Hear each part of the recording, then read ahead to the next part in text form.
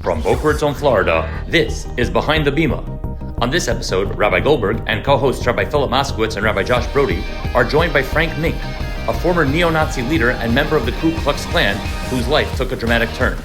Frank discusses how after years of being entrenched in a world of hate, he experienced a profound awakening that led him to renounce his past, embrace tolerance, and become a strong advocate for understanding and unity. Plus, what are Rabbi Brody's favorite shoes? And what sports team should you root for?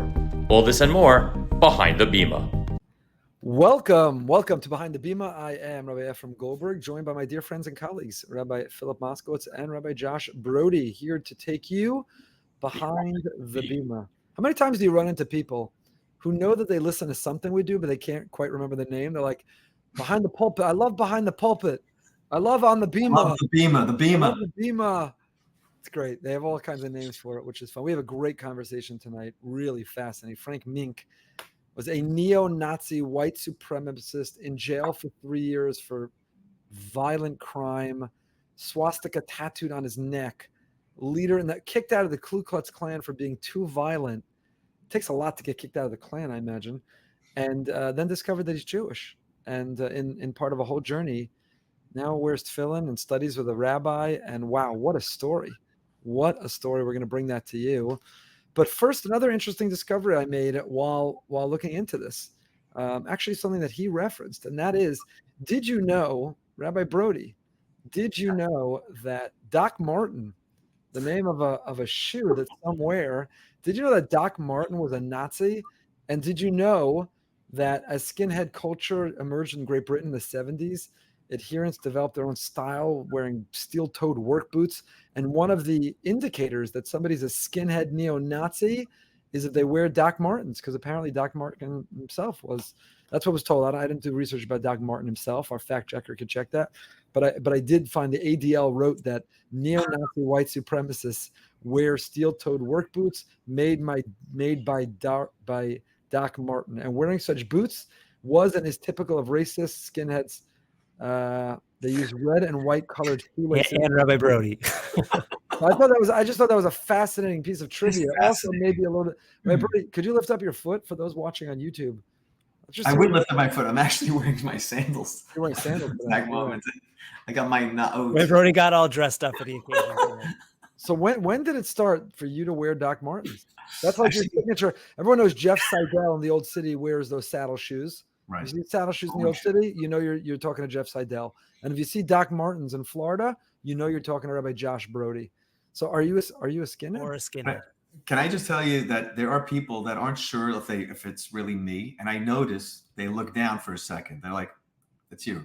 I know. He's like, "I know the shoes." Now, I'll just say that two things about this. Number one is that it is the only pair of shoes that I own. These are sandals, but I don't own another pair of shoes, and I wear them during the week and on Shabbos. The only day we don't wear them is Tisha B'Av and Yom Kippur. But I've been wearing these same boots since I think it was 9th grade. So not the same pair. Not the same pair. I get a new pair every 2 Now, is that because you don't like change, or you're so all in? Yeah, no, it represents that you don't want to. I don't know. It's like I don't know. I just feel like I found something I like, so why mess with it? What happened in 9th grade? What were you going through in 9th grade? Okay, that's a good question. Where did you discover? Like, who did you see? And you're like, I need those shoes. Yeah, so I'll tell you, it was actually very interesting. And I'll also point out that up until about 2 years ago, because it's a shoe that's made in England, and they have different sizes than we do. I think we're a size off. I don't have the biggest feet. I just for the record. And I don't remember if we're a size up or we're a size down, but for about 25 of those years, I was wearing the wrong size shoe. And I only recently found out that I was wearing one size too big, and it actually fits a lot better now. So just want to let you know. But going back, it was just a look. I loved the look. I don't know if you remember, Rabbi Moskowitz was too young, but there was a time where you would wear shorts with the boots. Yeah, your time was like last month when you came back from Israel. Right. You still fly in t-shirt, shorts, and Doc Martens. Trying to bring it back a little bit. Dude, next time you're going to get stopped at the airport, they're going to think you're actually a white supremacist. I've been accused of a lot of things, and I can tell you that some of those things are true probably, but this one is not true. I am not a white supremacist. Baruch Hashem. I'm not a neo-Nazi. I just love the look of the boots. And even though I could easily trade out to another company, there are other companies, Skechers, they make boots. It's not the same. It's not the same. It has that yellow lace, and I feel connected to something. It's not the neo-Nazis. There's a look. It's a Can I rock make a look, and suggestion? that's my look. Do not start using. Let's see. Neo-Nazis use, according to the ADL, red or white colored shoelaces to identify themselves as white power skinheads. It's also traditional for them to lace boots with ladder lacing, so the laces don't cross each other going up the boot. I cross. Yeah, if you cross your laces, then you can still stay on behind the Bima. Exactly. And I actually do wear these shoes on the Bima, so I've worn them in there Yisrael every day. I've worn them in Taurus Moshe, and you know what? That's the way it is. That's just wear it. Doc Martens. Yeah. So if you see Doc Martens, you know it's Josh Brody going undercover to infiltrate the neo-Nazis. Sometimes bigger than I was supposed to. But. Well, let's shift. As they say in learning, may Inyan la Inyan ba'oso Inyan. Around. Can I just say, I was enjoying that riveting conversation about. No. This is actually, I'll take it to another level, because I think this is when you mentioned that to me, and over the years I've heard people say that, and haven't done a lot of research. But the question is, when you do something, and then all of a sudden you find out that it's not the right thing. I've heard drushes on this. I remember my friend, gave one of these like cold turkey. There's the great people. They hear something, and then all of a sudden they're like, you know what? Done. It's over. I did it for 30 years. That's the way it is, and I'm not doing it anymore. Yeah. But I didn't do that, and maybe I should. That was not my initial reaction when maybe we'll take you shopping today. Rabbi Klein, Alav Hashalom, lived in our community. Rabbi Gene Klein, a survivor, a Talmud Chacham, a very special person. When his daughter, like many people, and at that time he used to smoke a lot, and he said he once picked his daughter, or his daughter came home from school, and he picked his daughter up because they were in the car, and she said, "I learned in school today that smoking is bad for you. Why do you smoke?" He said he took the packet out of his jacket pocket, he tore the pack of cigarettes in half, and never touched another cigarette. Wow. So there are people like that. I heard a story like that over Shavuos. I was talking to someone about how they became more religious. They said they sent their child to religious day school, to push themselves a little bit. They weren't there yet. And one day their child comes home and is like, "But I heard about the Shabbos thing, but then why do we watch TV, play on our phones?" And the parents said, "I was so embarrassed about the hypocrisy in my house." They said on the spot, she looked at her husband, and they decided they were going to be Shomer Shabbos going forward. That was it. Like one comment from their child, and that was it. It's powerful. So imagine if you could make a statement that you informed me, and then I just said, you know what? I'm done. I don't even. Maybe we could tell that story one day. Look, you're wearing sandals today just to prove it. But shifting to a little bit of a different topic, but also connected to Frank Meeink, our guest this week, and his life journey. So congratulations to Rabbi Moskowitz. His Boston Celtics won the title. Wow. And we were having a discussion. So they played the Mavericks, the Dallas Mavericks. The Dallas Mavericks are owned by a Jew, Mark Cuban, who's a proud Jew, and not as outspoken as he could or should be since October 7th, certainly, but has been a proud Jew. But he has a member on the team, one of the stars on the Dallas Mavericks, is Kyrie, who is a world-class, world-famous anti-Semite who wore a keffiyeh to press conferences following games. So Moskowitz contends that you could not root for the Dallas Mavericks in this series if they have an anti-Semite on their team. So anti-Semite player trumps Jewish owner, and you can't root for them. And even though the Boston Celtics themselves have a player who, by the way, defended Kyrie when he made his original anti-Semitic statements, even though Boston is a notoriously anti-Semitic city. Whoa. Yeah, well. Boston. I remember hearing that, so I Googled it because I wanted to just confirm it, and it's true. Historically, Boston has a history of racism and anti-Semitism.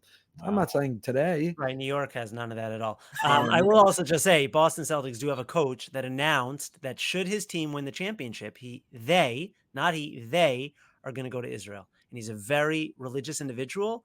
And I think hearing that, plus knowing Kyrie's background and his history with anti-Semitism, his unwillingness to back down from anti-Semitic opinions, to me, it's a no-brainer. I don't even. So how much? Which begs the question: how much should all of this impact who you root for in sports? So when you root for a team, should you go through the personal views of all the players in the team, and if where's the line? So let's say I agree with you.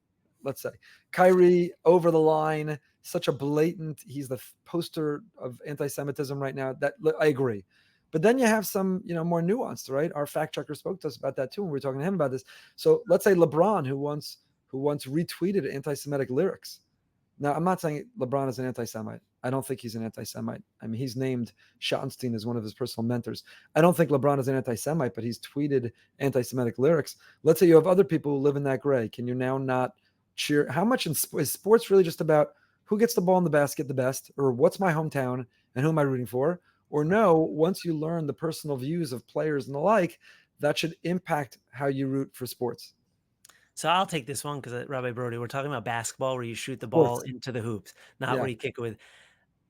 Sports in general is irrational. Let's just acknowledge that. The whole notion that you and I were cheering on teams and we care about these guys make billions of dollars. They could care less about us. This is all irrelevant. Who you root for is completely irrational. So once you establish that as a fact, and I know we are going to get emails, don't you know this? Okay, we get it. Like sports is irrational. There has to be a line though, where you mark in the sand and you say, I cannot put that person on this pedestal. Now, none of these people likely belong on a pedestal. None of these people should be heroes for our children. Right. But once you get past that, and okay, we're all going to root for sports and our kids are going to like, and it's a great outlet, certainly for our boys. There has to be a line in the sand. I'm not saying that Jason Tatum is the greatest thing since sliced bread, but there has to be a line in the sand where you say, I cannot root for the guy, a guy who gets up there and says anti-Semitic things, who wouldn't back down, who was in New York and insulted all the New York Jewry. You have to have a line in the sand where you say, I cannot celebrate that person in my house. Yeah. Okay. And can I just say a parallel would be in the world of music. There are many outspoken anti-Semites of people that maybe I like their music, and all of a sudden now I've deleted their music, and it's very difficult. So now, Rabbi Goldberg, for you that's a big challenge because you had to balance rooting for an anti-Semite versus rooting for a team from Boston. I know you felt very conflicted about that. Now, thank God I don't really care, and I don't really follow, and I don't really watch. So that was very useful. But I could, whereas other members of our staff were like Rabbi Moskowitz, I'm rooting for the Celtics to blow them out. Yeah, Kyrie. I wasn't rooting for the Celtics to blow anybody out. But yeah, definitely there's some element of conflict because you just can't root for the Celtics. But again, the question becomes, it's complicated. What if there were a member of the Celtics or the Boston Red Sox who said, I think Israel's doing a genocide in Gaza, the poor innocent civilians, America, stop funding them. I've had it. Would you say I would have a really hard time rooting for that. You'd be against that player. You'd be annoyed about the player. No, I'd have a hard time rooting for that team. Stop being a Red Sox fan. No, I'll tell you honestly, and we're getting a little like rabbinics here. Part of what made it so easy to root for this Celtics team was that they were a good team. In other words, all the values that you and I espouse of unity, of selflessness, of humility, like they didn't just talk that talk, they really walked it. You had players that could have been making more money, that could have been earning better statistics, and they all suppressed that. They gave up of themselves. Like there were really good values on this team. I'm not saying everyone deserves Mafter Yona, but there were good values that you could celebrate. If Kyrie were on that team, or if there was someone on that team that was saying that type of stuff, I would have a really hard time rooting for that team. I really would. So if we discovered that Tom Brady, no, I'm just joking. Okay, no, it is. I think it's a fascinating. By the way, I don't have a strong position on this. I'm not disagreeing with you. I agree. I mean, so you would hold it against Mark Cuban that even though Kyrie may help your basketball team, how could you have signed him? The guy's an anti-Semite. It's not just about. Yeah, I think he sold out his values because he was trying to make money. And by the way, if I were talking to Mark Cuban right now, and if he wants, he's welcome to come on our show and I debate this with him. Mark, but I do think that Mark Cuban has a mouthpiece. He has a way of communicating to the world. He's very outspoken on many issues. And I do think he's been derelict in his obligation to speak out on this issue, which matters to American Jewry so much. Has he said anything like at a press conference if people ask? No, he's been avoiding it. But the Celtics coach did. If you remember, right after October 7th, the Celtics coach, and I'm sure people can pull up this clip, he was asked a question at a press conference. And he said, before I answer the question, I just want to acknowledge that there are things going on in this world that are much more significant and of much more value, that there was a tragedy in Israel. Like, he is a good person like that. And I think to acknowledge that and to have used his platform to espouse those values, I think that should be celebrated. Yeah, it is a bigger question, Brody, coming to you in music. I think it is a fascinating one, which is how much can we enjoy or consume from whether it's music, sports, or a brand of clothing we wear. How involved do we get in where people are holding? Because we've had a speaker here who wrote the book on IBM and the Holocaust, and there are other corporate relationships like that, where should we boycott, not boycott? Right. And I think we all lean probably in the same direction on this question, but it's easy when there are blatant lines that are crossed. If you collaborated with the Nazis back then, or if now you're an anti-Semite, there's a line. I think there's some nuance in it, which makes it more complicated. By the way, you mentioned that, like, I have relatives, I'm sure you do as well, who to this day, they can't look at a Mercedes. They Right. Right. clam up when they see a Jew driving a Mercedes. So, and this is 70 plus years later, but that still does impact people's No question. psychological, No approach. question. It's an interesting conversation. Well, Rabbi Brody, I think you were wearing your Doc Martens when we had the conversation with Frank Meeink. Frank is amazing. We're grateful he gave us his time. And without any further ado, pleasure to bring to you Frank Meeink. Privileged to be joined by Frank Meeink. Frank, wow, what a story you have. When I first read it online, I said, we have to speak to this person who's lived several lifetimes in one, member of the Ku Klux Klan, neo-Nazi, skinhead, who's been anti-Semitic, incarcerated, has run with the wrong crowd. Fast forward now, putting on tefillin, praying 3 times a day, studying with a rabbi, and living a Jewish life. And Frank, we gotta know that story, because we're living in a time anti-Semitism is exploding. College campuses are on fire. So many people are joining a movement of darkness and of unfortunately of evil. And you can give us some glimpse from the inside of that world, a world that, thank God, you've graduated from and put behind you, and now you're a source of so much light. So tell us a little bit about your life. Take us back to that childhood, that 13 years old, when you first were introduced to this world, how you got drawn into it, what attracted you, what's happening in it, and ultimately how you got out. Yeah, so I grew up to parents who we struggled. We were on welfare as a kid in a rough neighborhood in Philly, and my mom and dad were separated, so I would sometimes go back and forth between the two neighborhoods. My mom gets remarried to a man who was an alcoholic and drug addict himself, and he liked to put his hands on me a lot. He was not a very nice human being to me. That's the best thing I could say to him. And for any of you that, just to give you a glimpse into my life, man, when I was 10, 11, 12 years old, days when I would go home from school, I would rather get hit by a car than go home some days. Like, I literally would try to plan out, let me get hit by this car. Now in South Philly, just to be real, everyone gets hit by cars, in them little small condensed neighborhoods, everyone gets run over by a car once or twice, and but it's always like a cousin that runs you over, so you can't sue or anything. You just get run over, But I used to literally plan to get run over by a car so I could just go to a hospital. I didn't want to die. It wasn't a suicide thing. I just was hoping if I get hit by a car, maybe I can go to a hospital for the night and not have to go home with this man in my house. So that's just where my train of thought was at the time. Anyway, my mom and my stepdad, eventually they kicked me out when I was 13, made me go live with my dad. My dad lives up in a mostly black section of the city. And I went to an all black school, middle of the school year. I'm this little kind of punk rock alternative kid. And so I kind of stand out as it is, let alone, but I was an athlete. So I got along with some of the kids that I played sports with. But other than that, there was a lot of trouble at that school, especially for a new kid, a white kid, a kid who really, stood out. And so fist fought a lot with black kids that year. And that summer, I got to go up to Lancaster, Pennsylvania. My cousins lived up in the Lancaster, Pennsylvania area. They didn't live in Lancaster. I lived in the Lancaster, Pennsylvania area. Don't know if you know or you're familiar with the area, but it's all Amish. Like, sure. It's really like that's their turf. Like, you go up there, that's their realm. And I used to love it up there. I was fascinated by that stuff. Those people had pigs and chickens and cows, and they were, it was National Geographic. Like, they really turned butter, like they really lived that way. And it was just fascinating stuff to me. But my cousin who lived up there was kind of an angry kid. He got picked out of South Philly. Now they live on a farm, and he got moved away from his whole family. And we were always really close as a kids because we grew up right around the corner from each other. Now they live in a farm, and he hated it and kind of was always rebelling against his family up there, and got into punk rock, got into skateboarding. Not to say that that's all rebellion, but it was for him. And I know, just being real. And I kind of got into that stuff with him too. I always kind of looked up to him. He was a little bit older than me.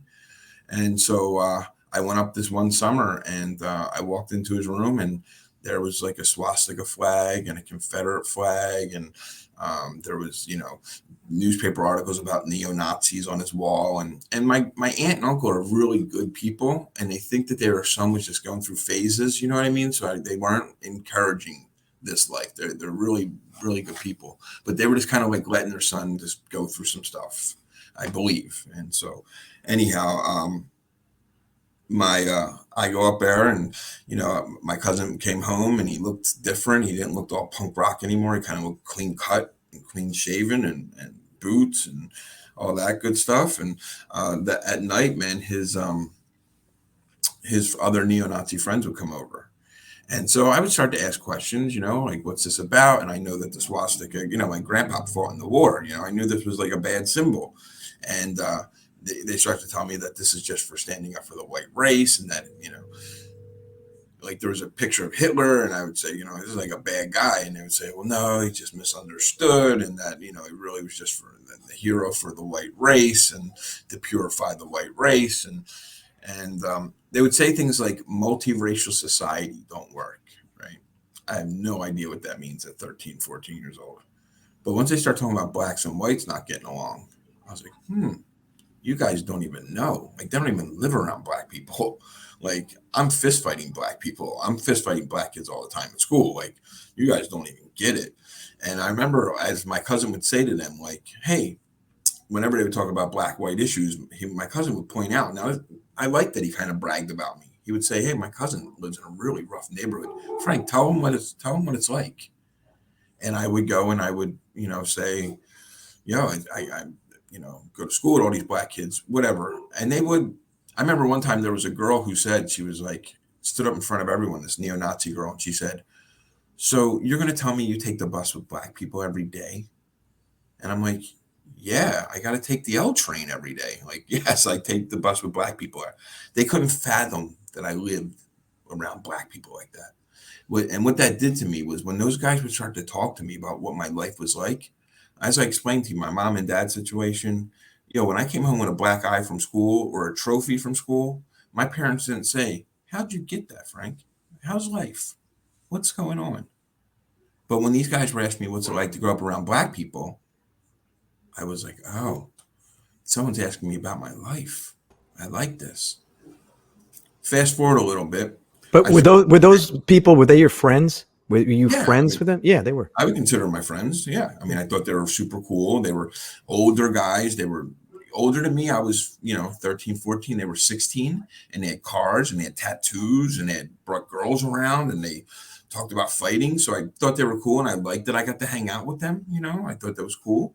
That's a lesson, Frank. That's the lesson number one, is that you weren't necessarily a bad kid or looking to get mixed up in that, but people are vulnerable. And when someone shows a little love and gives a little attention, people can get swept up even in things that they wouldn't or shouldn't believe in, but they're finding a little love there in a world that's making them feel very alone. And that's a huge lesson for us.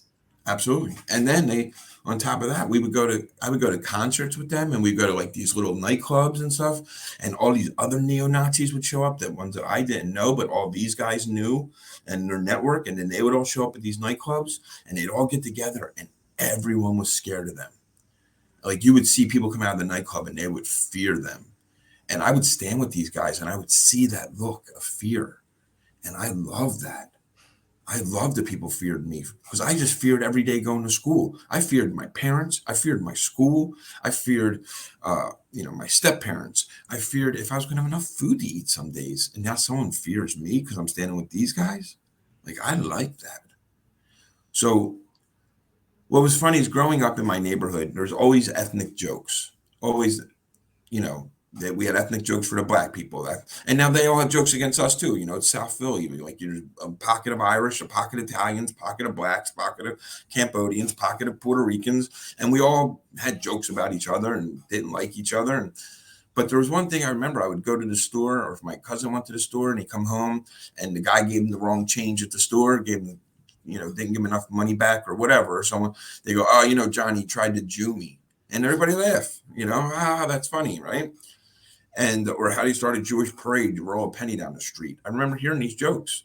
And I remember going to my uncle, probably when I was about 10 now. So I'm going back a little bit.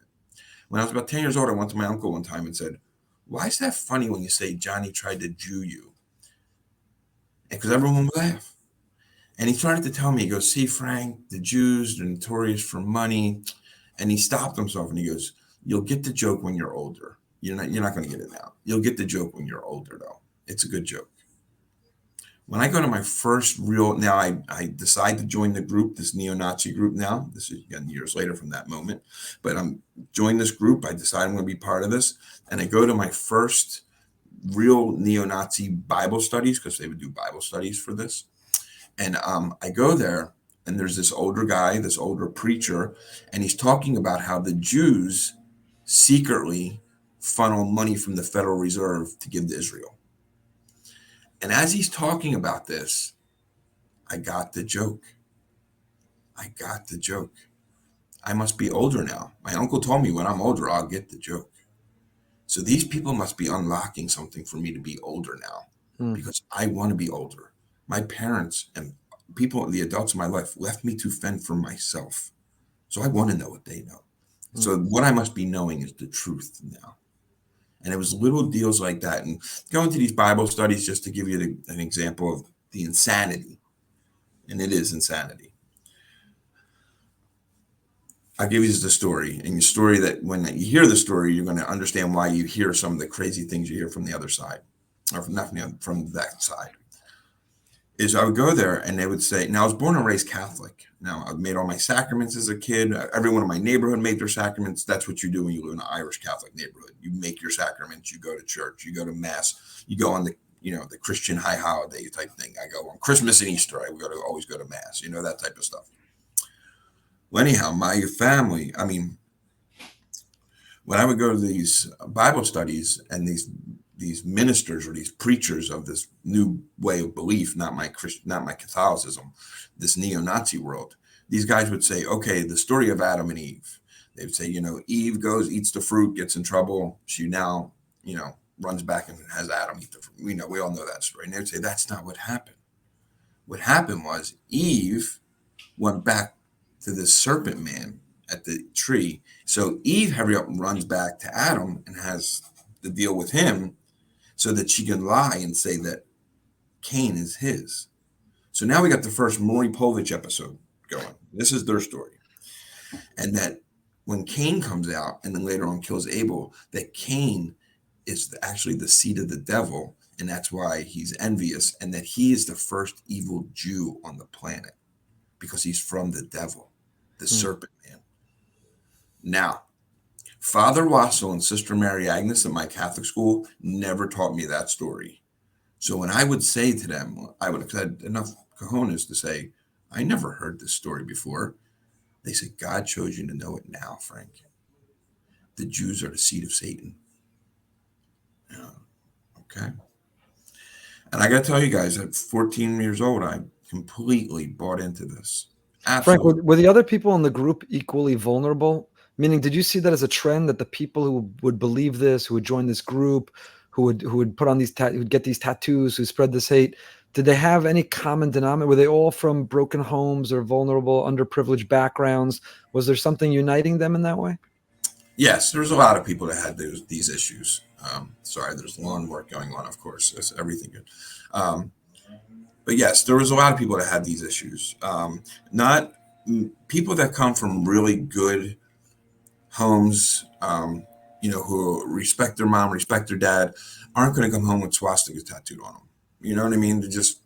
But now, again, that's not all of them. There are some that came from good homes, and there were some that came from homes who preached this stuff already. You know what I mean? So there was a little diverse group, but a lot of us had issues. Almost all of us had some type of issues when I look back on it now. Yes. Right. So you're joining this movement. You're with neo-Nazis. You start getting these tattoos. Anybody in your life pushing back? Are you coming home? I know at one point you had a swastika tattooed on your neck. You're coming home with these images on you. Is anyone, even if you didn't have, the greatest role models, but is anyone saying, Frank, what is going on here? Yeah, well, not really. By the time I was 15, I moved out of both my parents' house and I just lived with the movement. I went from compound to compound because it's just the way it worked out for me. I never went to high school. So I to this day, I've never got a high school. I never went to high school. Wow. So my mom, I remember I came home when I was 15 and I had the swastika on my neck. And my mom just came up to me and said, "What are you doing?" That was it. That was the extent. But I didn't live with her anymore. Like, I barely came around anymore. Um, so yeah, I didn't live with her. So, I mean, I had a couple people to push back on some of the swastika stuff, but I was a throwaway kid. I mean, I literally was a throwaway kid. So. Mm. Were there Jewish people living in your community? Did you ever meet a Jew? And what happened the first time you actually did meet a Jew? So that comes back to the long story. There were some Jewish people that I didn't know they were Jewish. I mean, everyone kind of just molded into the Irish Catholic neighborhood at the time. You know what I mean? So I didn't know, really I knew that there was a girl that lived she was a really cute girl when I was growing up. Her name was Susan Cohen. And I remember she lived at the end of my block. And I guess, I knew later on that they were Jewish, but back then I didn't even know Cohen was a Jewish name growing up as a little kid now, you know what I mean? So I didn't even know. I later on found out, I got into all this stuff and later on talked to her and her family and they're like, we're Jewish. And I was like, oh. They're like, yeah, our last name's Cohen. I was like, oh, I didn't even know. So that was a whole different, growing up as a kid though, I didn't, as long as your last name wasn't Italian, we didn't care, right? That was our neighborhood. So if you were white, so I didn't know any Jewish people really growing up. No, not Jewish people. No. And when you finally met that Jewish person, was it shocking? First of all, they're white. They look like you. Were you expecting to see some horns? Were you expecting to see something different? No, it wasn't like that. When I knew that Susan Cohen, just to give you an example of Susan and her family, who I knew, and then she had 3 older brothers, they were always they were kind of like cool kids at the end of our block. Like I said, Susan was like a beautiful, beautiful girl growing up. Like everyone in our neighborhood had the hots for Susan. So but again, I didn't go back home like that. So when I started to talk to Susan and her family to find out that was years later. So it doesn't really fit into the Jewish people that I did know existed weren't much of a factor in my life at that time to even have any thought process. It was the collective group of Jewish people is what I could hate. So I didn't think about individuals. And again, growing up in my neighborhood, I would be able to write it off as, they're not really Jewish or whatever. But again, I didn't even know about Susan and her family until years later, until I moved away and went on this whole big journey and then kind of came back and was like, oh yeah, Susan Cohen. So anyway, what I could tell you on the meeting, well, if we go on to how I started to meet the first Jewish people was years before you even get to that, Frank, how did somebody get kicked out of the Ku Klux Klan? I know you're 15 years old. You get kicked out. You form your own group with your cousin, Strike Force. You're getting a tattoo in your lip. The incarceration. What is to us? Ku Klux Klan is like the epitome of what does a person do to get kicked out of the Klan? I was too violent, they said, for them. Me and my guys were too violent for the Klan. They were like, you guys got to go. Like, you're just too violent. Said you're giving us a bad name. Yeah. They said that was their words. You're giving us a bad name. You guys are too violent for us. But they didn't want to lose our numbers because we had such huge numbers. By the time I got into this movement and started to recruit for the movement at 15, not just a coincidence, but I know I had a little bit to do with this. I don't want to be too egotistical. Pennsylvania at that time becomes the leading hate state in America. Southeast Pennsylvania, from Philadelphia to Allentown to Reading to Lancaster and back to Philly, made a triangle. And in that triangle, there's probably about 400 of us in that triangle of all different neo-Nazi sects. I mean, you have your Christian groups, you have your Odinists, you have your Klansmen, you have this and that and this and that. So they kicked us out. We had a huge numbers by that time already. We had already recruited a lot, and we'd really done a lot of recruiting in Philly, and where I was, because when I went back after I became a neo-Nazi, I had to go back to Philly after I was at my cousin's house, and I had a lot of support in the suburbs and in the farms, but not in the city. And the city was run by Antifa. That was their big stronghold. And so they didn't take kindly to neo-Nazis. So what I did is I started recruiting kids out of my neighborhood. And I'm not knocking the Antifa thing, but a lot of those kids were suburban kids that came down to the city for the weekend. I'm getting thugs out of my neighborhood to become neo-Nazis. And I'll tell you this, guys, racism, and especially the racism that I'm preaching, and I don't know it at the time, but I could tell you this as a fact now, it's the greatest bait and switch, right? Because I would go into these neighborhoods where people just want to be proud of their heritage. That's what and it gets kind of strange in a way, because it's more of this, I want to be proud to be white. Why can they say black pride and I can't say white pride, or I'm considered a racist? This is a real argument, right? These are real arguments that people say. Why do they have black entertainment television, but we don't have white entertainment television? That's a real thing that they say, right?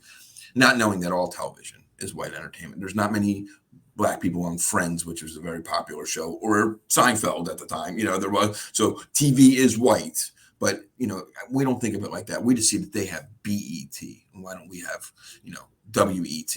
For one, it's not a really good network. When it's WET, that's more of a network for adults, if you think about it. So you don't want that network. You don't want that acronym. But BET worked.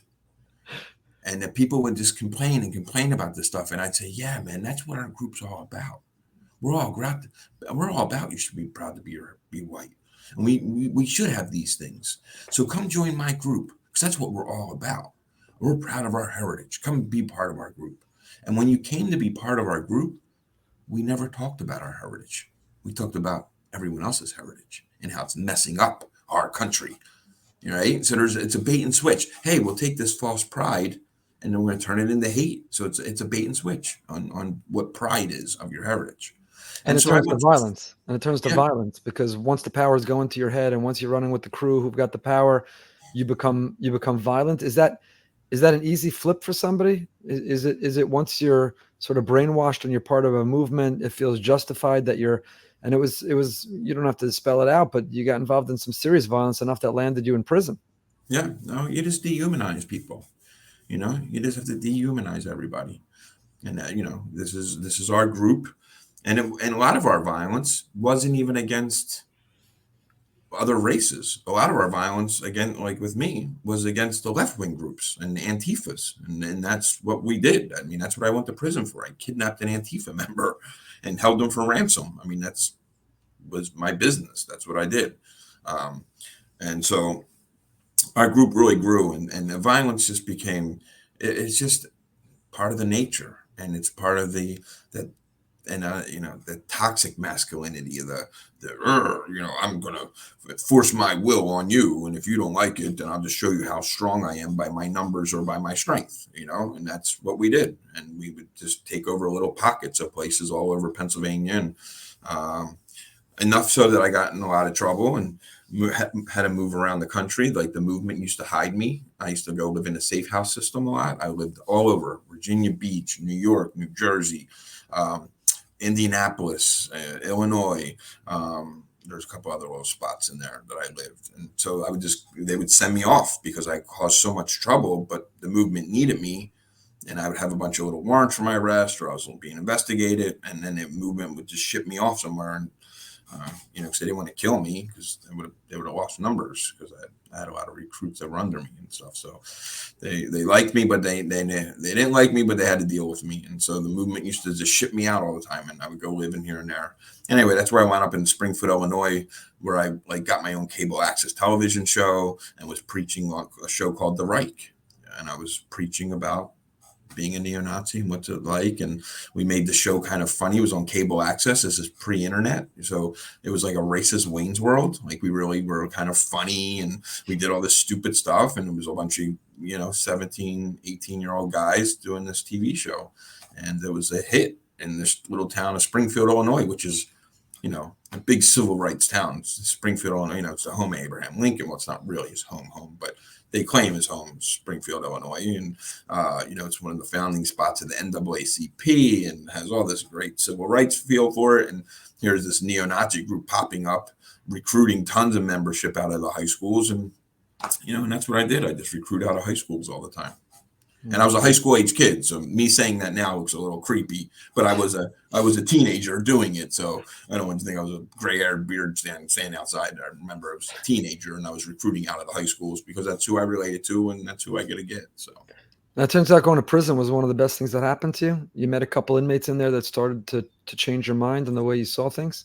yeah, no, prison was definitely part of the story. I'll tell you guys a spiritual story that happened to me in there. While I was in there, I was in the hole a lot because of my age. I was the youngest kid in the prison, so they used to keep me in segregation a lot, just for my protection. Like I didn't ask, whatever. It's just the situation that happened. They used to keep me in the hole, and so I would read, and I read a bunch of religious stuff, and I was reading the Christian Bible, and I read the Book of Mormons. I was reading, and I remember I was reading a part about fasting, and you guys will like this. So I read this part in one of the books about fasting, and it said if you fast, God will reveal himself to you, but you cannot brag or boast that you're fasting. Like you can't go around and be like, "Hey, I'm fasting. Look at God. God's my boy."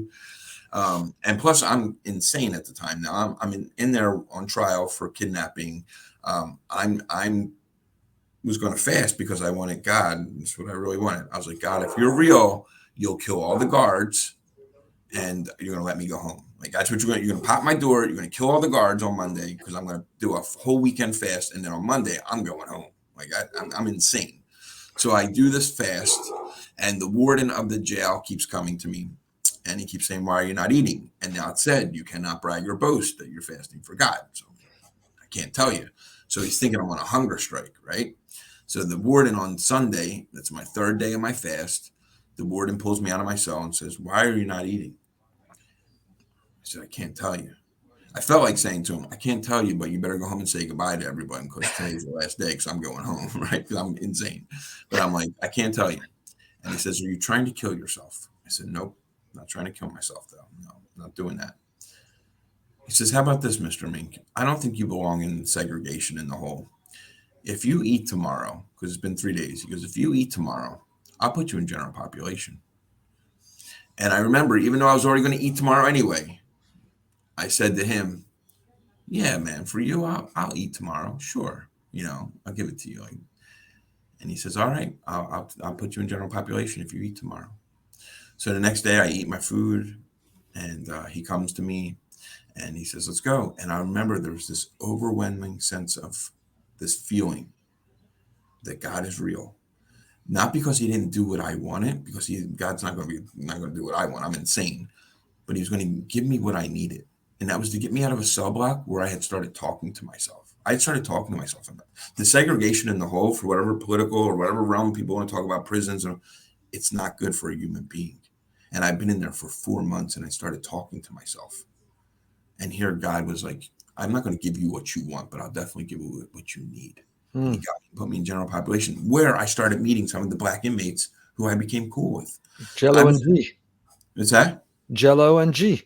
Jello and G. Well, I met G in the county, and then I meet Jello upstate, but then G comes up upstate too. But so yeah, I walk in and the general population, and there was this other young black kid in there, and in there, you're in a county jail, you don't keep your big gang affiliations, because you're just waiting trial and you're trying to be a good guy and you're hoping that you get light sentences, so you're not trying to cause trouble in the county jails. And this is a huge county jail. You're trying to just be cool and do your time until you can get to your trial. And there was this kid G that came over and just one day started talking to me, and he was super funny, super cool kid. And he was the same age as me, and he taught me how to play the game Spades, the card game. And he didn't just teach me how to play, he taught me how to cheat, because there's ways of cheating when you play Spades. And he taught me how to cheat. And then we went and played all these older inmates all the time, and we would always win and take their peanut butter and jellies, which was like my thing. And so we would like play these older inmates for peanut butter and jellies, and we'd always win because we cheated. Like we had little hand signs on what cards to come back, and it's a whole big thing. And we were just cool. So I wound up getting sentenced to 3 to 5 years, or 3 years at the term, but they sent me upstate prison. And when I got upstate prison, that's when I start running into a couple other black kids. Now, mind you, this isn't American History X here. I didn't leave my gang in prison or none of that. I stayed totally cool with my gang. I did all my Aryan gang stuff in prison every day. I mean, I never seen any difference in it. This is my gang. That's their gang. But when I got time to play sports or play football or play basketball, yeah, that's who I played with the black kids, because I'm not stereotyping here, but all my gang members, my Aryans, they're all bikers from Southern and Central Illinois. They don't know how to dribble a basketball. I'm not knocking them. They know how to fix a transmission at 2 years old, but they don't know how to dribble a basketball. I do. I grew up playing sports my whole life. So I knew how to play football. I knew how to cradle football. I knew how to do a spin move. These guys were just big ogres, and God bless them. That's who they were. That's who they are. But when I went to play real sports and I went to play with competitive people, I played with G and Jello and some of the Vice Lords and some of the other guys that were black kids on my cell block who played and were good. And so, you just kind of bond with some guys, and we used to just talk. We were all the same age too. I was the youngest in my gang, in the gang. They were a lot of the youngest guys in their gang. I kind of had a lot of pull because, again, I went to prison on a really respectable crime. Like, there's respectable and, there's crimes, child stuff and stuff against women that is not respectable. And those people get tortured in there. And that's just what it is. That's just the truth. But when you come in there and you kidnapped your rival gang member and held them for ransom, that's up there on the respect thing. Like, you're like, oh, he's a real thug, he's a real G, whatever. So I had this whole little, and plus I had a TV show on the outside. So all the Aryans loved me. I mean, I was like this little celebrity. They all knew about my TV show. So it was just a crazy situation. And Hashem totally took care of me in there. Like, I was not one of these young kids in there that was scared. I was like, I ran around like a nut in there. I was a little kid, but played sports, drank alcohol, did drugs, which I never done before, because I was always, just so you guys know, the neo-Nazi groups I came up with, no drugs allowed at all. Like, because we were all doing criminal stuff all the time. And just the rule of the streets is a drug addict will be the first person to snitch on your crew. So we weren't allowed to do drugs. Plus, we thought drugs was ruining the white race, and that it was all a big ploy from the Jews, was to get drugs to white people. So that, trust me, we're always at fault. We're always at fault. Just so you know that. Wow.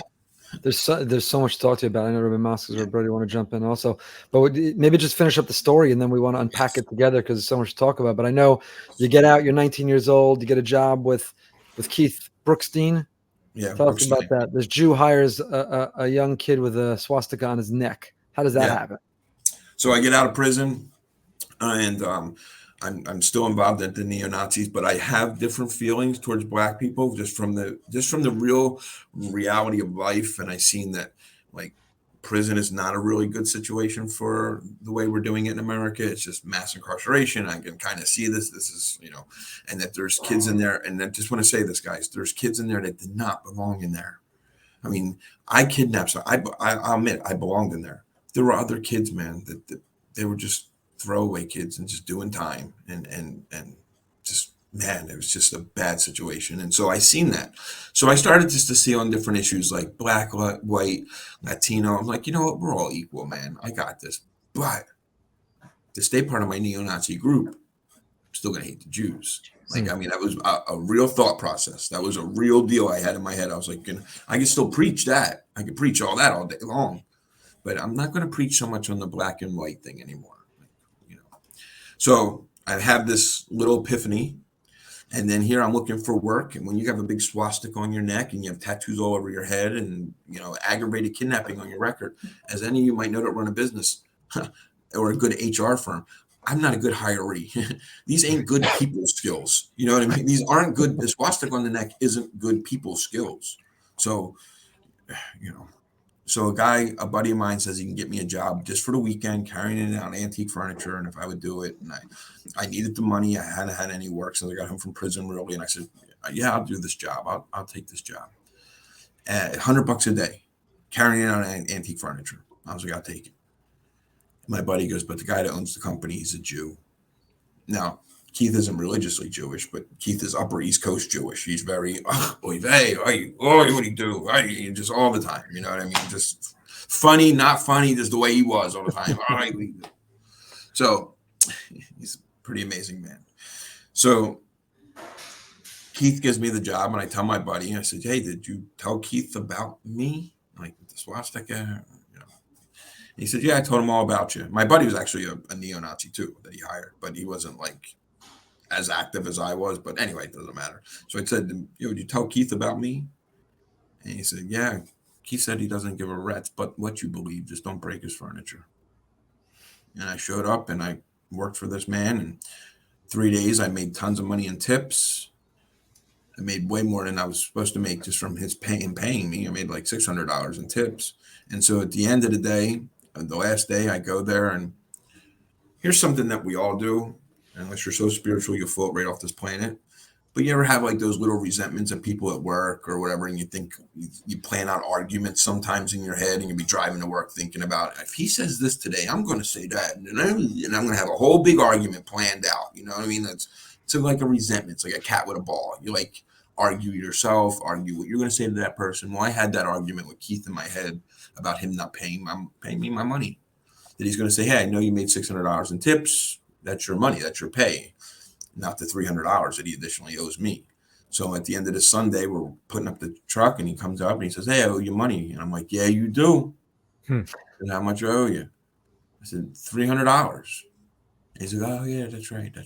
So he pulls out the wad of money that he had made from selling furniture for this weekend. And he says, here's one, here's two, here's three. You know what? Here's an extra $100. You're a good worker.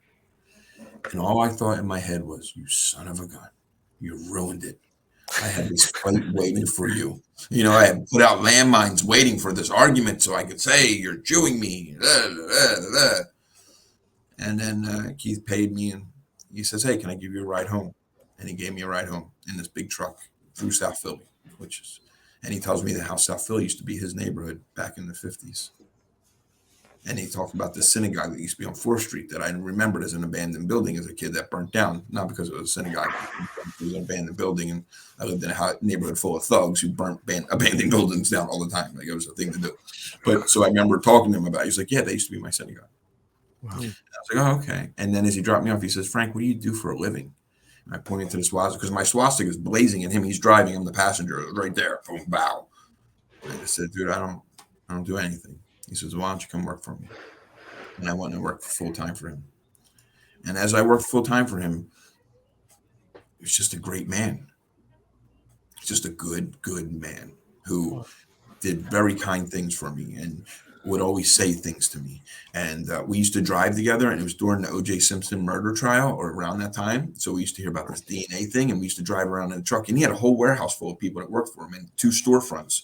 And he would pick me to go with him a lot. We drive in a truck and we talk about life and DNA, and we listen to the radio and news radio, and we talk about this and talk about that. And so just so you guys know, people like me, because again, I'm broken. I'm a broken human being. And so when I would make a mistake, my quickest defense is, man, I'm so stupid. Man, I'm so stupid, Keith. I'm so sorry. I'm so stupid. And he used to say things to me. And finally, one day I broke something and I said, yo, Keith, I'm so stupid. I'm so sorry. And he grabbed me by my neck and he said, stop saying you're stupid, you idiot. Clean it up and let's go. And I cleaned it up and we got in the truck and we're driving home. And he just gave me this pep talk that no one's ever given me in my life. And it wasn't even like Keith planned this stuff out. Keith isn't that, he's a good man, but he's not like, I'm changing this guy, I'm doing it. He just tired of hearing me say this stuff. So he's like, Frank, stop saying you're stupid, man. Like, you're one of the smartest people I don't know if he said I ever met, or he's like, you're one of the smartest people I know. You're really smart. And he's like, Frank, I'm going to tell you something. Smart people can fake being dumb, but dumb people can't fake being smart. You just are. Why do you think he took such an interest in you? You said he had employees, he had storefronts. What do you think caused him to take an interest in helping you? Because I'm cool. No. We just got along. We just got along. We just got along. Like when we be in the truck, we see things in the same way, or I don't know. Like I was kind of that was my job at the company. I was kind of the utility guy. He hired me, but everyone had kind of set jobs, and my job was to help this guy or help that guy. And then when he used to go drive to get furniture, I was kind of that guy. Like I just, hey, get in the truck, let's go. We're gonna go pick up something in North Jersey or wherever we had to go. We drove all over the East Coast to go, day trips, to New York, Philly, whatever, all around Jersey, down to Pennsylvania, and we just in Delaware, I was the guy that he just picked to go in the truck with him. And we would just always have these great conversations all the time about life and his journey. He used to tell me about his journey and about how he got sober and started working, or, stopped doing hard drugs and started working, doing this job, and how, I just respected him. So that day, God really on your path, right? Meeting the right people in prison and getting this job and this mentor who would expose you to a different side of Jewish people. It's like God was holding your hand. Yeah. Was there an example of people that you met, whether they were Jewish or black or anything that you didn't like, that you were friends with beforehand? Like maybe you were neighbors or maybe you played ball together, and then you just felt compelled to, now I got to hate you. But then they put their arm around you and they were like, dude, we're still, I'm the same guy. What happened? And you just couldn't. How does that work? There was a black kid I grew up with named Montez. Grew up, my dad in the neighborhood with him. Loved the guy. We used to listen to Guns N' Roses all the time together. Super cool kid. And when I became a neo-Nazi, he was kind of hurt by it, And he's one of the only people in my life. I made a lot of amends in my life, but he was one of the only people I went back to just about my beliefs that I made an amends to him. We were at a party one night. This was years and years and years ago when I got out. Again, I've been out of the movement now almost 30 since 1994. So 30 years.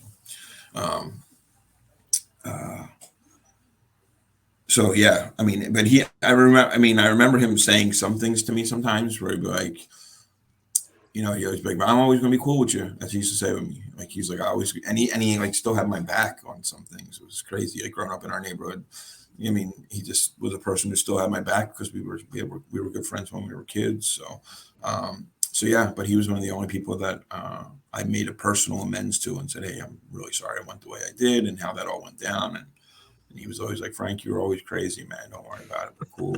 And we are great friends to this day. We talk a good bit. So you spend your whole life hating Jews, hating people.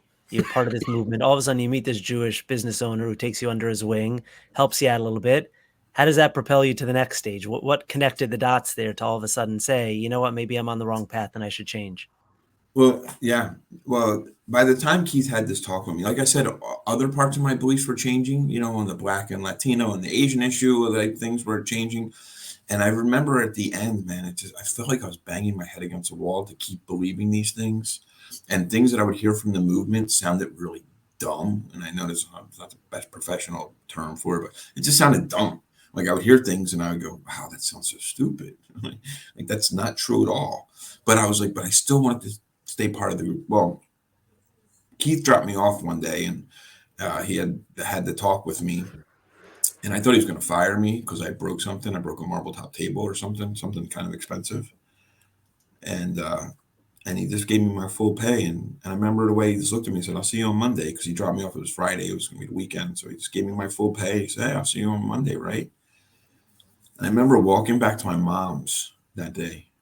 And I was fully Nazi'd out. Doc Martens, red laces, flight jacket, Confederate flag, the whole thing, right? And I'm walking back to my mom's house that day, and I just remember there was this overwhelming feeling over me, man. What are you doing? Like, I'm showing you. I mean, if it was God, I don't know. I'm showing you this is wrong. Like, you're wrong, Frank. Like, you're just wrong. It's okay. Like, it's time to stop. And I just remember thinking, like, I remember as I walked home, I had these neo-Nazi boots on, and I just couldn't wait. And that was my biggest drive. I just remember that day. My biggest drive was, I just want to get home and get these boots off. I felt like that's what people looked at and said, oh, that's a neo-Nazi, right? So I just had this image in my head. So I remember I walked briskly back to my mom's house. And as soon as I walked in the door, I just ripped my boots off. I was like, I'm done. And I put them in a bag, and it was just like, I just remember thinking, like, what I got to do is that I'm just not going to identify as this anymore. Like, if someone says, oh, that's Frank the neo-Nazi, I'm going to say, no, I'm not. Or I'm not going to, wherever the neo-Nazi friends and all my cohorts and comrades are going to be, I'm not going. I'm just not going to go anymore. I'm just going to stop. And now I was blessed because I grew up in South Philly, so I had tons of friends that I grew up with, like tons of friends. We're all related down in South Philly, like my neighborhood. We're all second and third cousins from each other, and just a huge neighborhood. with all these Irish kids. And I just grew up with, I played sports with all those kids. So I had a whole nother group of friends to shift to. And that was good and bad. I mean, it's great that I got to get away from the neo-Nazis, but a lot of my friends down in there are kind of like you see in movies, kind of the thuggish drug dealer guys. That's my neighborhood. It's my mom is, and my dad is. So I kind of switched over and went back to hanging out with those guys. But at least I had some type of parachute to go to. You know what I mean? That's all. And they were amazing. And my friends are amazing. And a lot of them are sober now. But it was a rough group of people I grew up with. And so, but I got to make that little shift. And so I just stopped being around them. And it, to my core, it drove me, man, that I did not like this belief anymore. And then the Oklahoma City bombing happened. And that's when it all changed. I was in a grocery store in Philly and I seen this bombing, and I'll never forget, man, this guy goes, "Oh my God, they blew up a federal building in Oklahoma." And he said, "I think it's, Muslims," and da da da. And I knew, I swore it was over one of them sense of being. I was like, "That ain't Muslims, man." I know. I lived in safe houses where all we talked about was blowing up federal buildings. That's all we talked about, was starting this race war by messing with the federal government and killing the federal government so we can separate the country. I mean, that was that's all we talk about. All right, that's it. Just going after the federal government, and I seen it, and I went back to my house, and I was sitting in, and I was talking with some friends of mine, and everyone's in shock, and I'm like, my friends to this day, it's in my book.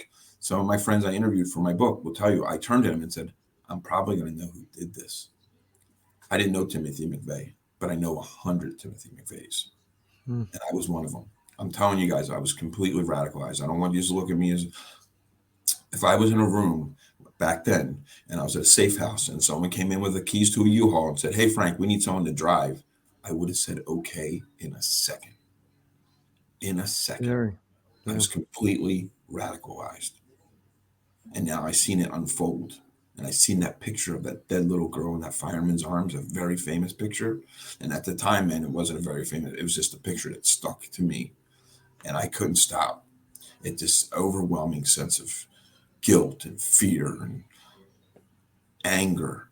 And I couldn't release it. Who am I going to go talk to my South Philly friends and be like, "Hey guys, I didn't really tell any, besides the one comment about I might know who did this. I never told my South Philly friends where I'd been and what I'd done. They knew I went to prison. That was it. So I went to the FBI and I told them everything. And then the FBI talked to me for a while, and then I didn't want to inform on anybody. I just wanted to relieve myself of this. And who can I talk to? And then they pushed me on to the Anti-Defamation League. The ADL was the first groups. And then they said, "Hey, the ADL had me go speak for them." And then a couple of people said, "Hey, come speak at the school for us." And I'll tell you guys, I just felt like I had a karma score. I had a really bad, like a credit score. I had a really bad karma score. And so I wound up speaking.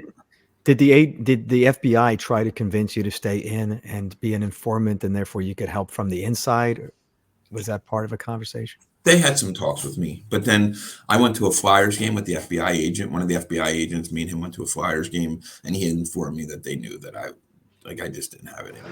Like I was, I'll never forget. We were at a Flyers game. He's like, "Yeah, we were thinking about asking you to do that, but we see it's not in you."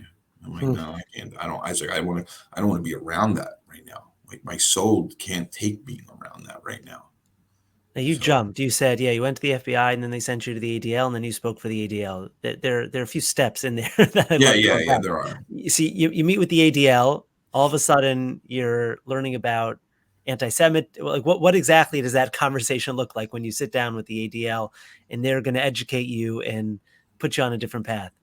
They didn't educate me. What they did was so the first time I ever met was with the regional director of Philadelphia ADL. His name is Barry Morrison, who's still a man of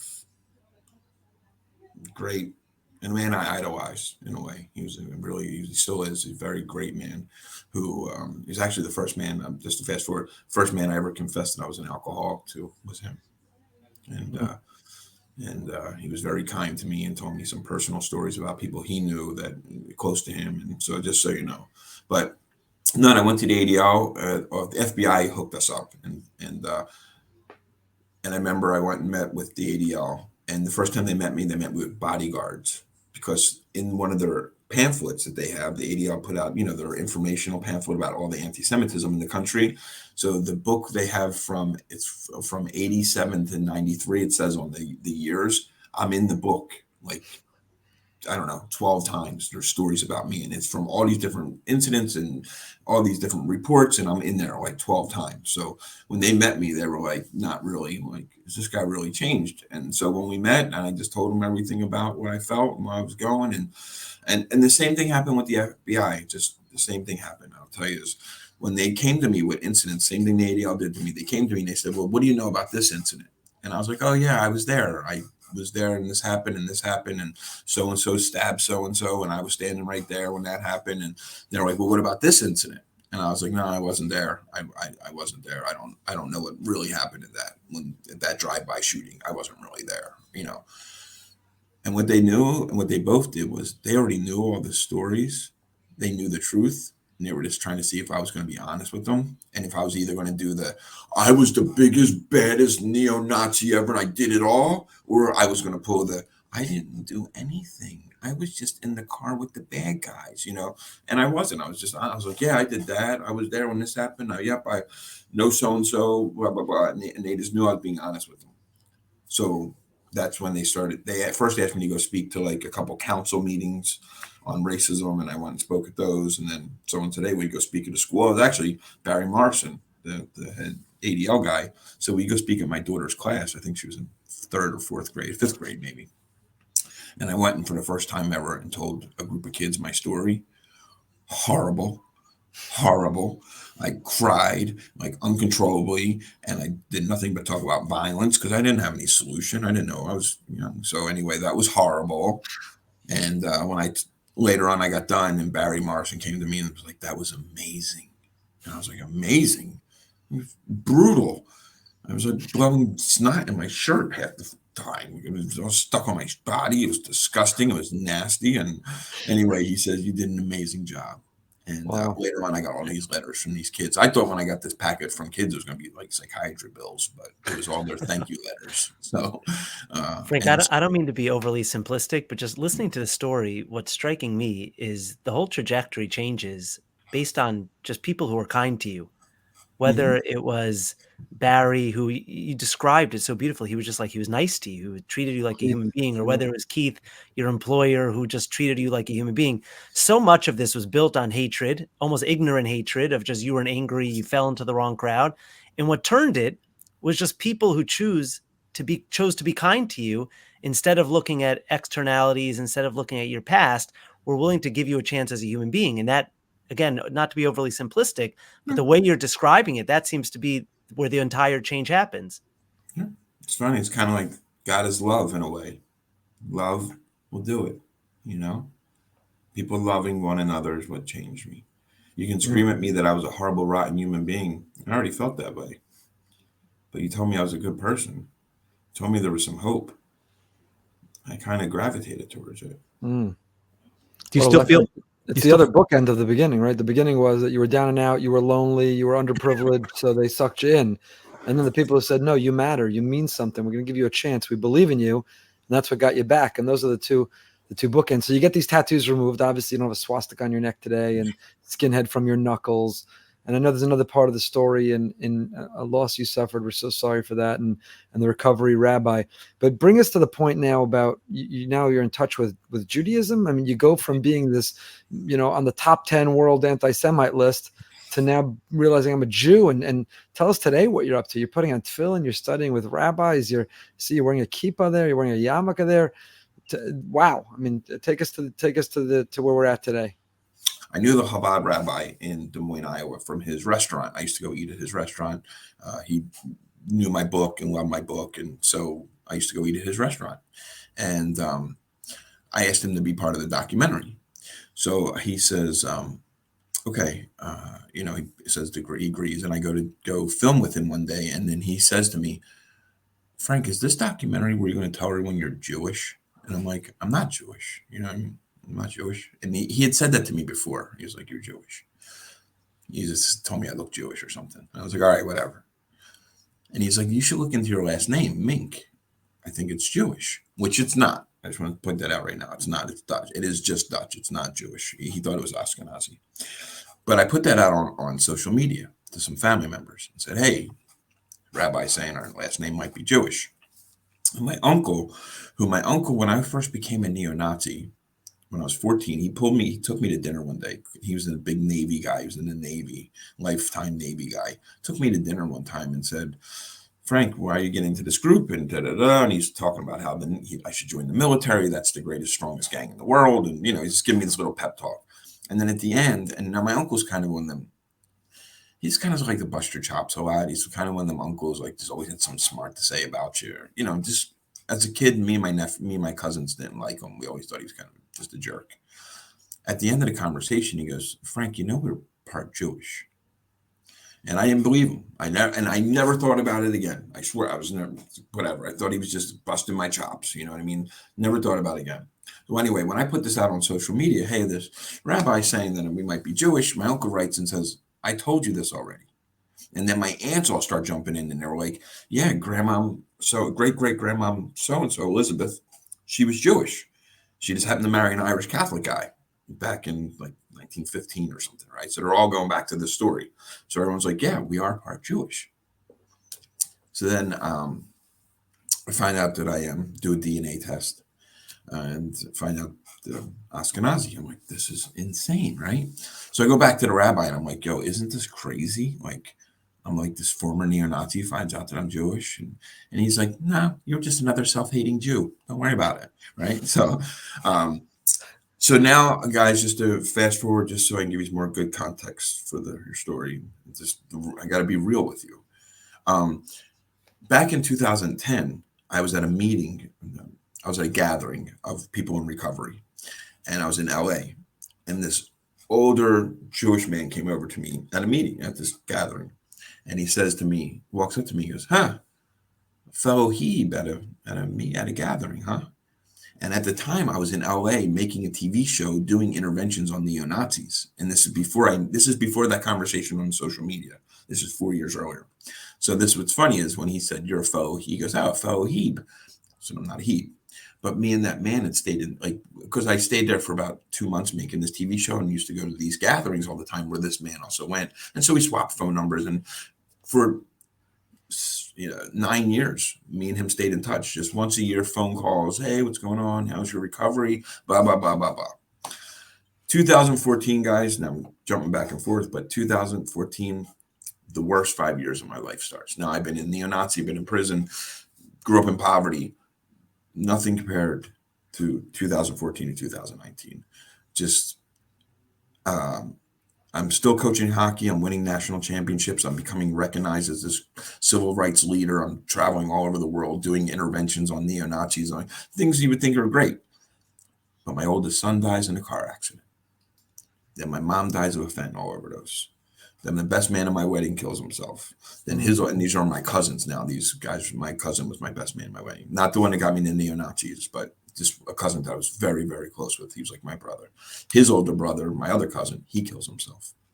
Co-worker of mine at this organization, I founded a bunch of organizations, one called Life After Hate, which was about doing interventions on white supremacists. A co-worker of mine does some nefarious stuff with some stuff, and it really hurt me and our business really bad, like really, really hurt. I don't want to say too much just because I don't want to, the guy is the man and he makes mistakes and we all do, but it was really bad at the time.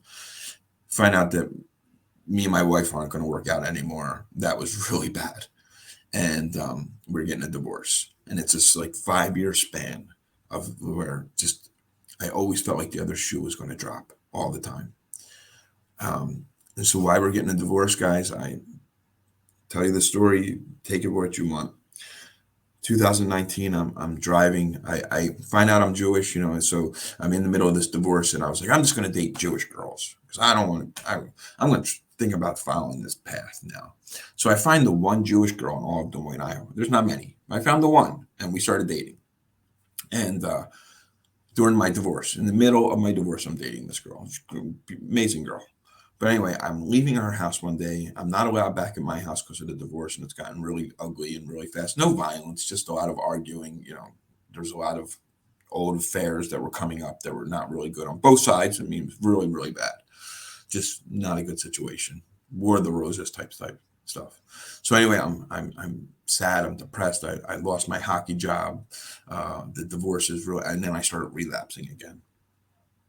So I'm leaving this girl's house, and I'm driving back to my buddy's house. And as I'm driving over, everything just, I don't know if it was a panic attack. I don't know what it was.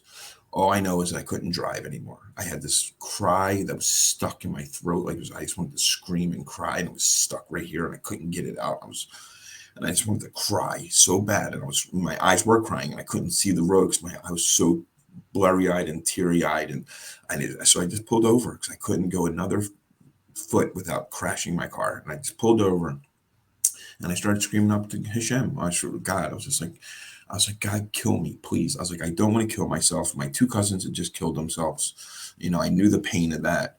And it's funny, in that moment, I also forgave them because I was really angry at them. But I remember thinking, if this is the pain that they felt before they killed themselves, I get it. I get it. So I'm screaming up to God. I said, please kill me. I don't want to kill myself, but please let a Mack truck hit me. Please let a telephone pole fall on my car. Please just knock me out of my misery. Please, I can't take this pain no more. And as I'm screaming up to God and I'm crying, that girl calls me, the Jewish girl. She calls me, and I picked up my phone while I was screaming, crying, and I was like, what? And she's screaming, crying. And she says, get back to my house. My sister just killed herself. Please get back to my house. And you can take this wherever you want, guys. I hung up. I said, okay. And I hung up the phone. And when I hung up the phone, this voice came to me. This voice. And it said, get to California. I have work for you. It's all it said. And when it said, get to California, it meant call that man, the one who called me a heeb in a meeting, because me and him had stayed in touch. And he kept saying, I can help you. That's all he'd always say to me. He'd say, Frank, I can help you. You have gifts inside of you, but you have this disease. You have this disease of alcoholism really bad, and I can help men like you. And so I called him and said, hey, I'm coming out to LA, and you're going to be my rabbi, my recovering rabbi, my sponsor. That's what we call it.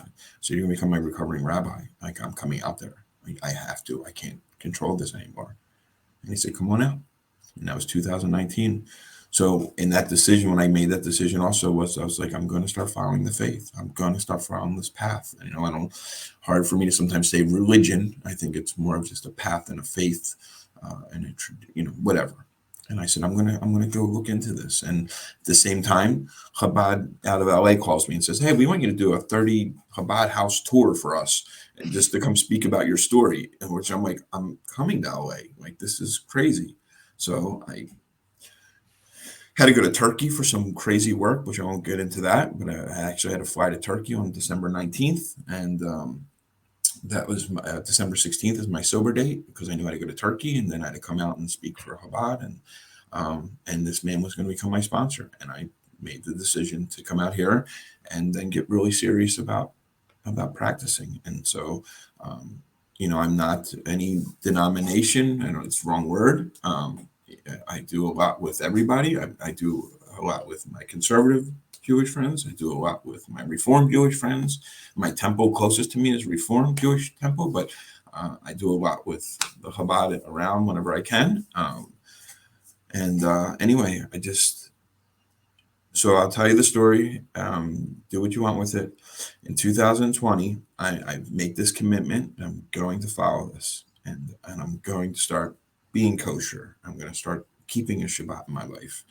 And right when that all happens, the government calls me and says, hey, do you know, because there was a lot going on with policing at the time. They said, we heard that you know about the people that were neo-Nazis that became cops. And I was like, oh yeah, there's a bunch of us. A lot of our members either got in the military or became cops. That was the goal as a neo-Nazi, was if you didn't get the swastika type to stuff, was to keep it cool, keep it low key, and then become cops. I was like, there's a bunch of us. So then the government calls me in and asked me to testify in front of Congress. And I went and I testified in front of Congress and said, this is in 2020 during the pandemic. And I had the faith and the strength to go, you know what, I'm going to go do this. And so I went and I testified in front of Congress about a bunch of neo-Nazi cops. And they started threatening my life. Hmm. So during the pandemic, I had to go live on a boat. And when I lived on a boat all by myself is when I just got really serious about my Judaism. Because I had nothing but time to do is read and watch videos, Rabbi Friedman and, Manish Friedman and why Rabbi YY and his brother. And I just was, just started getting all this information and started going to tourist studies. And I reached out to the local synagogue and said, hey, I live on a boat and I really can't make it to any of the services or anything. I said, but I'd like to do whatever I can. And I had the greatest line, which was actually given to me by one of my Israeli friends. When I first told my Israeli friend, I said, yeah, I'm Ashkenazi. She goes, no, you're more like Ashkenazi. don't get that confused, right? Wow. So I wrote the synagogue, told them that line, and they got right back to me. And they said, here's all of our services that are online. It was during the pandemic. They said, here's all our services online. Here's what our Torah studies is. Just come on in. Just start coming. And I just started going. And I started going very consistently. And what was crazy is only the rabbi knew my story. Nobody else did the Torah studies or any of the services or Shabbat service. No one knew my story. And I just showed up and people liked me, because it was all online. And then finally the rabbi was like, let's tell her, I think it was on, what was it? It was one of the holidays. I forget which one, but she said, you know what? It's time to tell everybody. And so I went and I spoke in front of our whole congregation and said, I know you've all seen me on everything for the last 2 years, but here's who I really am. So do you think as fighting anti-Semitism is one of the methodologies what worked with you? As you're seeing what's going on, knowing your background 30 years ago, and you're seeing what's happening, how are you experiencing it? Well, I'm experiencing a lot. I get a lot of hate. I get people all the time who are like, if you're such a, civil rights peace activist, why are you not screaming for a ceasefire? I hear that all the time.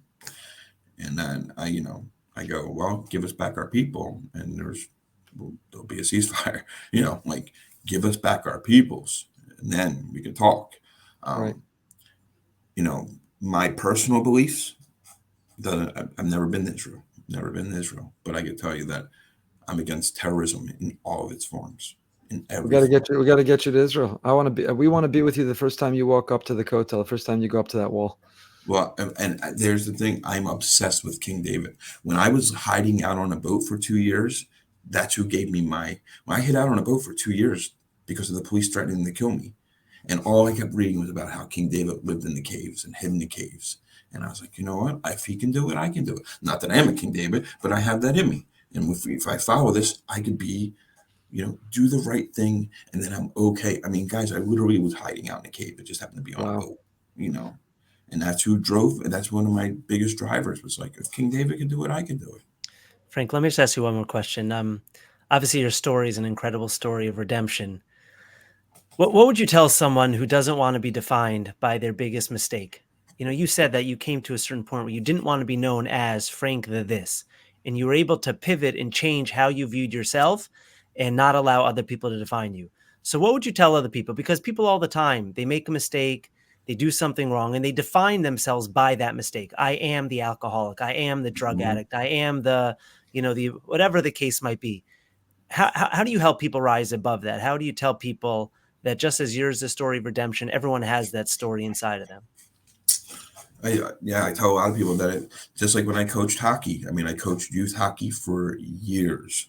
I talk about the most important part is, look, not that I don't count how many times you fall down. I count how many times you get back up. Don't lay on the ice and fake hurt or lay on the ice and be dramatic. Just get up and start taking the next right steps. And it's all, and I always tell people this, not that everyone listens to me, but it's all about service to others. In the network that I work, I work with former jihadists. I work with former cult members. I work with former neo-Nazis. There's a whole big thing of us called AV, Against Violent Extremism. There's a whole big networks of us all around the world. And it's all about us getting back up and being of service to others. One of the great things I get to do in my life today is after I do my blessings and my rap and my tefillin is I get to go, I take what I call my God walk. I do it an hour and a half. I happen to be blessed now that I live next to a beach. I'm a welfare kid from Philly. God has so blessed me in the life I get to live today that I take an hour and a half walk on the beach every day. And I do that to say the words to myself: stay, STAY. Stop thinking about yourself. Just think about others. And if I could just think about others and how I could be of service to others, I stop thinking about my past mistakes. Or the greatest thing is, especially in the rooms of recovery, is that we are the original Me Too movement. I know you guys remember, I might have heard about the Me Too movement with the women, and I stand by that. It's cool. I'm not knocking it, but we're the original Me Too movement.